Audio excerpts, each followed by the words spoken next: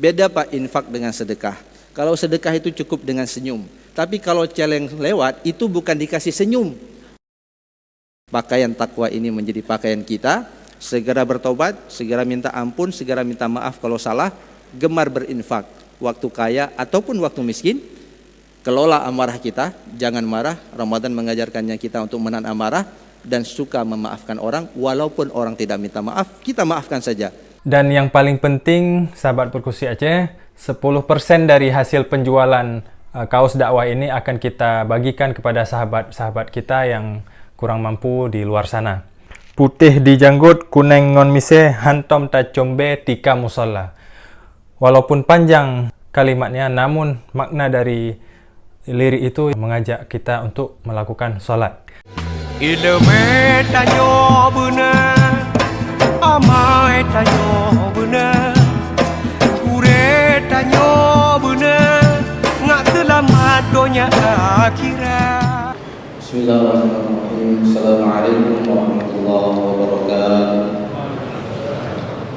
Alhamdulillahirabbil alamin wal 'aqibatu lil muttaqin wa la 'udwana illa 'alal zalimin. Asyhadu an la ilaha illallah wahdahu la syarika lah wa asyhadu anna sayyidana wa nabiyyana Muhammad sallallahu alaihi wasallam. Allahumma la 'ilma lana illa ma 'allamtana innaka antal 'alimul hakim wa tub 'alaina innaka antat tawwabur rahim. Alhamdulillah, Bapak Ibu yang dimuliakan oleh Allah, segala puji bagi Allah, syukur kita kepada Allah Subhanahu wa taala. Kita sudah menyelesaikan 10 yang pertama, sepertiga yang pertama. Kita berdoa kepada Allah Subhanahu wa taala semoga amal ibadah yang sudah kita lakukan diterima di sisi Allah Subhanahu wa taala. Kita juga yang hadir di masjid ini tetap diberikan kesehatan oleh Allah sehingga kita bisa berpuasa secara maksimal. Mudah-mudahan puasa kita kali ini, tahun ini adalah puasa terbaik sepanjang kita hidup di atas dunia ini. Amin ya rabbal alamin.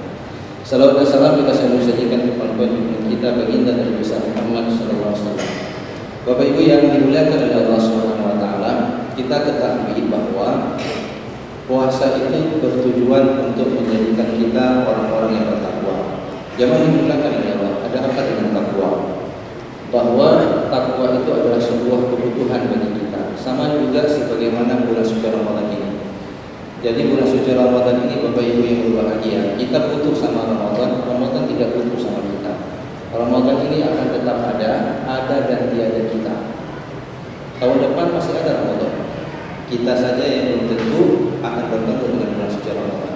Begitu juga dengan takwa, jemaah yang dimuliakan oleh Allah, kita butuh dengan ketakwaan. Karena takwa itu akan banyak menyelesaikan permasalahan kita dalam kehidupan kita, khususnya nanti ketika kita berhadapan dengan kehidupan pasca Ramadan. Allah Subhanahu wa taala mengatakan di dalam surah At-Talaq, "Wa may yattaqillaha yaj'al lahu makhraja wa yarzuqhu min haitsu la yahtasib." Kalau orang bertakwa, tidak ada masalah yang tidak diselesaikan. Kalau rezekinya bermasalah karena Covid, PHK, tidak ada problem dengan orang bertakwa. Karena Allah akan memberikan rezeki dari jalan yang tidak disangka-sangka. Maka ketika Ramadan menjadikan kita orang bertakwa, maka jemaah yang dimuliakan oleh Allah, momentum Ramadan ini harus kita manfaatkan sebaik mungkin dan jangan pernah disia-siakan. Di dalam ayat yang lain, Allah Subhanahu wa taala mengatakan, "Wa tazawwadu fa inna khairaz zadi taqwa." Berbekal dengan takwa. Jadi takwa itu bekal. Di ayat yang lain Allah katakan takwa itu pakaian. Walibasut taqwa dzalika khair. Takwa itu pakaian dan pakaian takwa itu lebih baik. Jadi jemaah yang dimuliakan oleh Allah, sepatutnya takwa ini menjadi gaya hidup bagi kita untuk menyelesaikan semua problematika kehidupan kita. Nah, lalu pertanyaannya secara singkat, guru-guru saya yang saya muliakan, ini banyak guru-guru saya di sini. Saya mohon izin untuk mengulang kaji apa yang pernah diajarkan kepada saya. Bagaimana kemudian gaya hidup orang bertakwa? Dijelaskan oleh Allah Subhanahu wa taala di dalam surah Ali Imran ayat 133 134. Akan saya jelaskan mungkin secara singkat.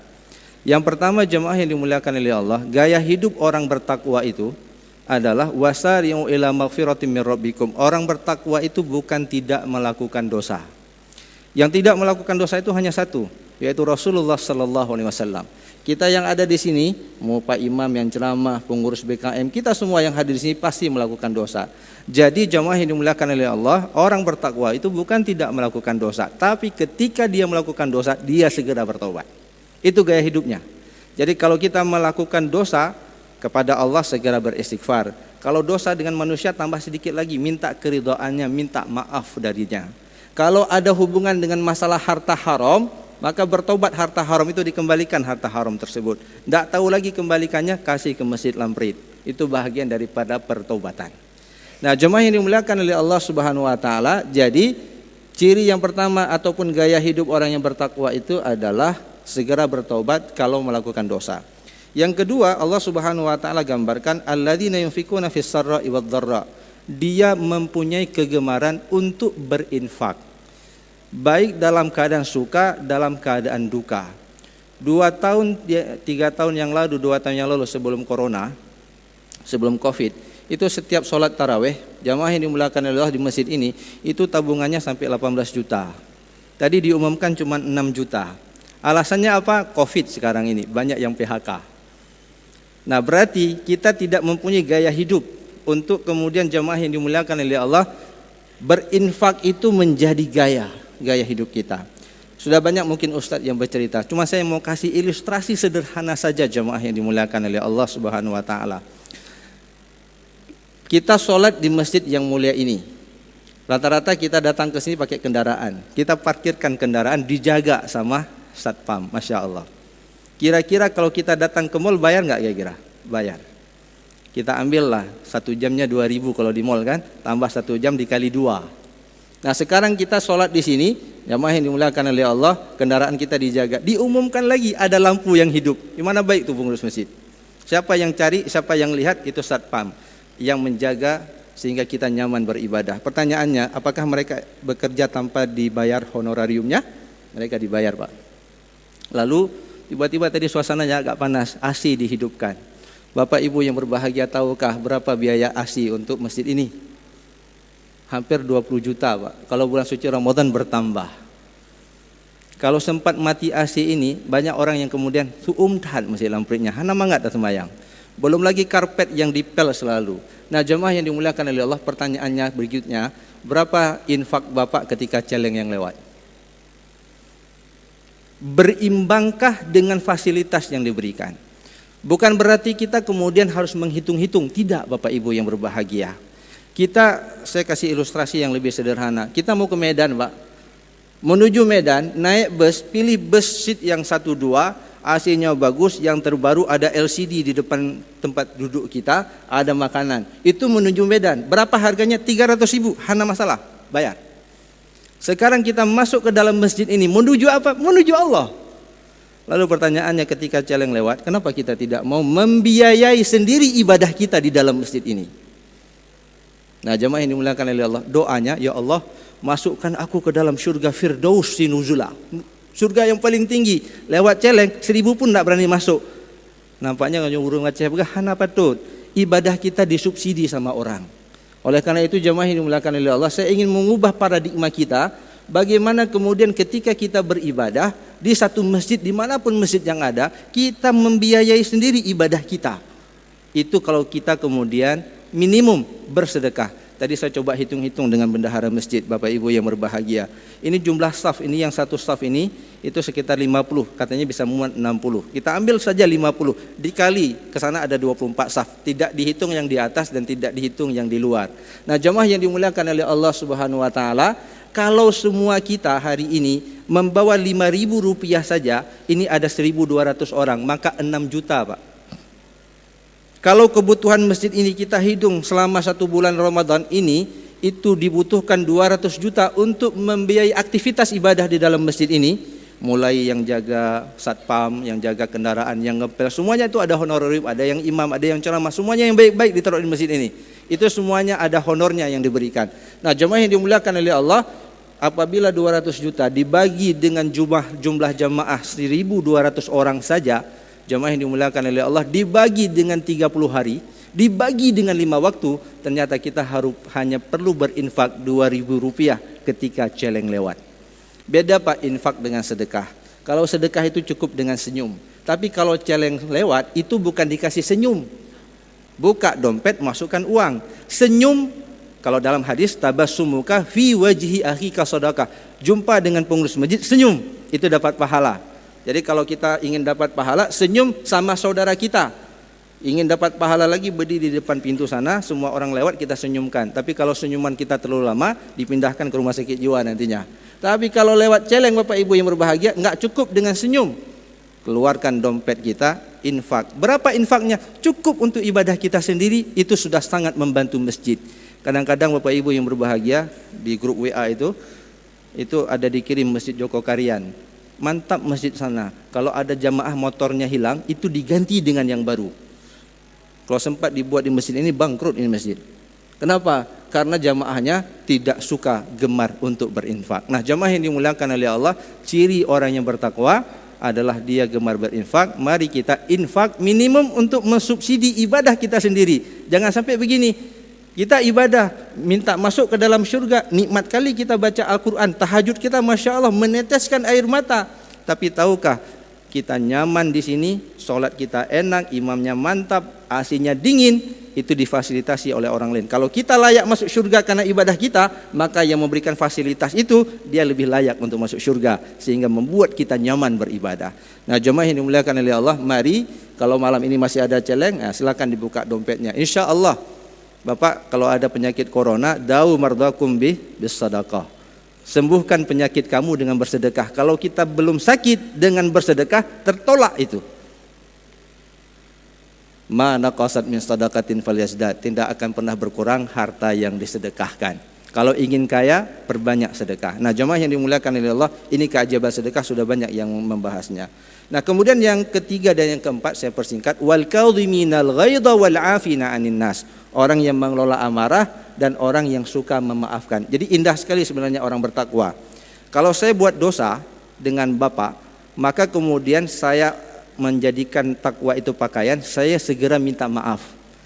Yang menariknya ketika saya minta maaf, pakaian Bapak juga pakaian takwa, sama gaya hidupnya, gaya takwa. Lalu ketika saya datang minta maaf, Bapak langsung mengatakan, sebelum adik minta maaf, saya sudah memaafkan. Masya Allah. Pertanyaannya, siapa yang lebih baik, orang yang minta maaf dengan orang yang memaafkan? Dalam kitab Riyadhus Shalihin dibahas, Pak. Orang yang bisa mengelola amarah dengan orang yang suka memaafkan, siapa kedudukan yang lebih mulia? Ternyata jemaah yang dimuliakan oleh Allah, para ulama sepakat, orang yang memaafkan itu lebih mulia dibandingkan orang yang bisa mengelola amarahnya. Padahal orang yang mengelola amarah tidak marah, la taghdab walakal jannah. Jangan marah, kamu masuk surga. Sekarang bukan hanya marah, saya tidak marah sama kamu, tapi kemudian saya juga sudah memaafkan kamu, posisinya lebih mulia. Satu hari Rasulullah mengatakan yang terakhir, sebentar lagi akan datang seorang sahabat yang telah dijamin masuk surga. Para sahabat bertanya, tidak disebut namanya. Lalu mereka bertanya-tanya, siapa pemuda ini? Pemuda yang tidak ma'ruf, yang tidak terkenal, tidak viral, nggak punya IG, nggak punya Facebook. Setelah itu jamaah yang dimuliakan oleh Allah, salah seorang sahabat ingin tidur di rumahnya untuk melihat apa amal ibadahnya. Rupanya ketika malam hari sahabat ini bangun untuk sholat tahajud, dia tidur. Dia baca Quran, dia tidur. Setelah 3 hari dia bertanya, wahai saudaraku, aku datang ke sini untuk mengetahui kenapa Rasulullah mengatakan kamu ahlu syurga sedangkan kamu masih di dunia. Apa amal yang spesial yang kamu lakukan? Jemaah ini dimuliakan oleh Allah, pemuda ini bingung, mikir dia, tidak ada. Tapi ada yang rutin yang aku lakukan. Apa itu katanya? Bahwa sebelum aku memejamkan mata, aku berdoa kepada Allah, ya Allah, maafkanlah semua orang yang telah menyakiti hatiku sebelum aku memejamkan mata ini. Jamaah yang dimuliakan oleh Allah, pekerjaan inilah yang menempatkan pemuda ini masih di dunia, tapi syurga sudah menantinya. Nah, jamaah yang dimuliakan oleh Allah, mari kita jadikan secara bertahap, secara pelan, tapi pasti pakaian takwa ini menjadi pakaian kita. Segera bertobat, segera minta ampun, segera minta maaf kalau salah, gemar berinfak, waktu kaya ataupun waktu miskin. Kelola amarah kita, jangan marah. Ramadan mengajarkannya kita untuk menahan amarah dan suka memaafkan orang, walaupun orang tidak minta maaf, kita maafkan saja. Insya Allah, mudah-mudahan kita bisa bersanding, berhadapan dengan Rasulullah di dalam syurga. Hadanallahu wa iyyakum ajmain. Assalamualaikum warahmatullahi wabarakatuh. Terima kasih untuk seluruh sahabat Perkusi Aceh yang sudah berkontribusi membeli kaos ini. Semoga berhikmah bagi kita bersama dan orang-orang di sekitar kita. Demikian, wassalamualaikum warahmatullahi wabarakatuh. Putih di janggut kuning-kuning on mise, hantom ta combe di kamu salah. Putih di janggut kuning on mise, hantom ta combe di kamu salah. Lale, lale, lale. Tanyo bener, amai tanyo bener.